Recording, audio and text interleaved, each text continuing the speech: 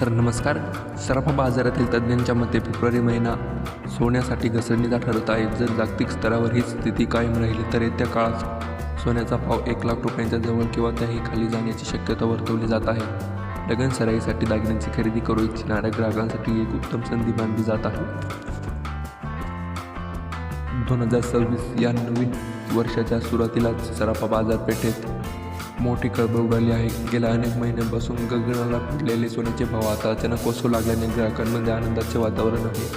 2025मध्ये सोन्याने विक्रमी उच्चांक गाठल्यानंतर आता दरामध्ये तो मोठी घसरण पाहायला मिळत आहे, ज्यामुळे सर्वसामान्यांचा मोठा आर्थिक दिलासा मिळाला आहे.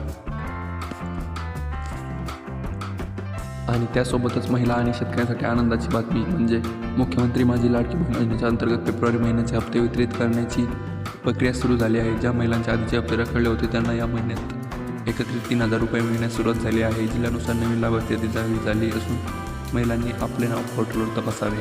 जर तपासता येत नसेल तर कमेंटमध्ये लाडकी बहीण योजना सेंड करा, त्यावर एक व्हिडिओ बनवला जाईल.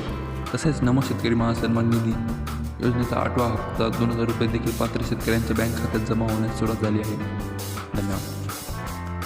आणि अशाच ताज्या आणि महत्त्वाच्या अपडेट्ससाठी आत्ताच आपल्या चॅनलला सबस्क्राईब करून ठेवा आणि बेल आयकॉन देखील प्रेस करा, कारण अशा अपडेट्स तुमच्यापर्यंत पोहोचतील.